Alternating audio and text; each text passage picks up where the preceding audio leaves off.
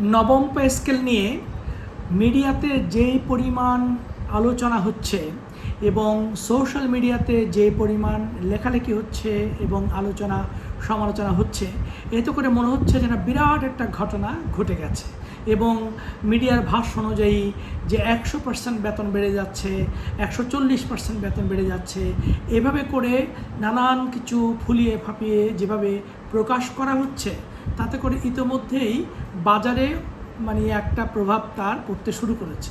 সবচেয়ে বড় কথা সেটা হচ্ছে আসলে এই অতি কথন, এই যে নবম পে স্কেল নিয়ে এত আলোচনা, এর মধ্য দিয়ে আসলে যারা এই স্কিমের বাইরে থাকবেন, অর্থাৎ সরকারি কর্মকর্তার সংখ্যা 14 লাখ থেকে 20 লাখ, এর বাইরে যারা আছেন তাদের মধ্যে এক ধরনের বঞ্চনার অনুভূতি ইতিমধ্যে তৈরি হচ্ছে। কিন্তু বিষয়টা একেবারেই সেরকম নয়।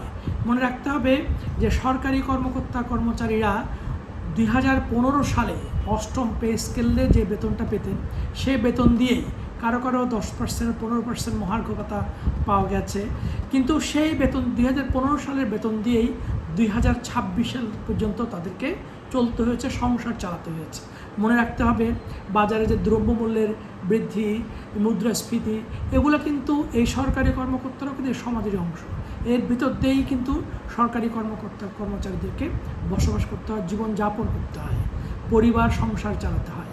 সুতরাং 11 বছর পরে এসে সেই বেতন বৃদ্ধি নতুন একটা স্কেল দেওয়াকে যেভাবে উপস্থাপন করা হচ্ছে, কিন্তু বিষয়টা একেবারেই সেরকম নয়। হ্যাঁ, এটা অনস্বীকার্য যে নবম পে স্কেলে সরকারি কর্মকর্তাদের বেতন বেড়ে যাবে এবং সেটাও আবার 3 ধাপে দেওয়া হবে। যে 2026-27 একটা অংশ দেওয়া হবে 50%, আবার 2027-28 দেওয়া হবে আরও 50%, 2028-29 দেওয়া হবে ভাতা দিই।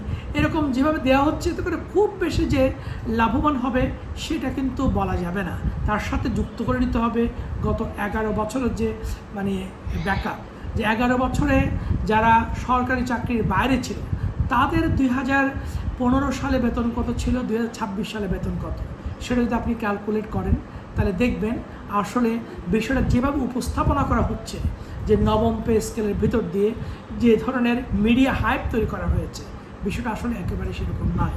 তাই আমাদের সবাইকে একটু দায়িত্বশীল হতে হবে এবং মনে রাখতে হবে যে একটা বিষয়কে এরকম করে একেবারে অনেক বেশি বাড়িয়ে উপস্থাপন করার মধ্য দিয়ে এই বলয়ের বাইরের মানুষগুলোর জন্য যেন আমরা নতুন করে এক ধরনের বঞ্চনার অনুভূতি তৈরি করছি কিনা, বা বাজারে এর যেন একটা বাড়তি একটা প্রতিফলন আমি ঘটাচ্ছি কিনা, সেটা আমাদের দায়িত্বশীলতার ভিতরে থাকা জরুরি বলে আমি মনে করি।